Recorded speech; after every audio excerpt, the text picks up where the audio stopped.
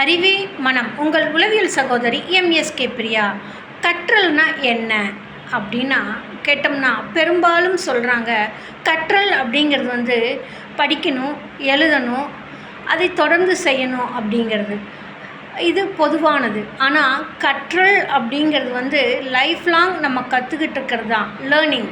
அதாவது நம்ம எதையை எங்கே எப்படி கற்றுக்கிட்டு இருக்கிறோம், கற்றதை செயல்படுத்துகிறோங்கிறது தான் நம்மளோட வாழ்க்கையில் வளர்ச்சிங்கிறது இருக்கும்.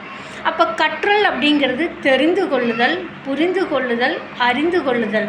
அப்போ புரிதல்னா வேறு, தெரிந்து கொள்ளுதல் என்பது வேறு, அறிந்து கொள்ளுதல் என்பது வேறு. அப்போது இதற்கு பெரும்பாலும் தமிழ் வார்த்தைகளுக்கே பெரும்பாலும் அர்த்தம் தெரியாமல் தான் நம்ம வாழ்ந்துக்கிட்டு இருக்கிறோம். அறிந்து கொள்ளுதல்னால் என்னென்னா, ஒன்றை பார்த்து தெரிஞ்சுக்கிட்டோம்னா அறிந்து கொள்ளுதல்னு சொல்கிறோம். புரிந்து கொள்ளுதல்னு என்னென்னு கேட்டோம்னா, ஒன்றை பார்த்தோம், அது என்னென்னு புரிஞ்சுக்கிட்டோம், இதுதான் புரிந்து கொள்ளுதல்னு சொல்கிறோம். அப்போ அறிந்து கொள்ளுதலுங்கிறது பொதுவாக பொதுப்படையாக நம்ம பார்க்குறது எல்லாமே அறிந்து கொள்ளுதல். அதை டெப்த்தாக நம்ம ஒன்றை மட்டும் எடுத்து உள்ளுக்குள்ளே போய் பார்க்குறது புரிந்து கொள்ளுதல். அப்போ அறிதலுக்கும் புரிதலுக்கும் பெரும்பாலும் நிறைய பேர்த்துக்கு வித்தியாசம் தெரியாமல் எல்லாம் அறிஞ்சிட்டேன், எல்லாம் புரிஞ்சுக்கிட்டேன், திரும்ப திரும்ப சொல்லாதீங்க அப்படின்னு நம்மளோட இன்றைய மாணவர்கள் சொல்லுவது எந்த விதத்தில் சாத்தியமாகும்? வளர்ச்சி யாரிடத்தில் உள்ளது, யாரிடத்தில் தோல்வியுள்ளது?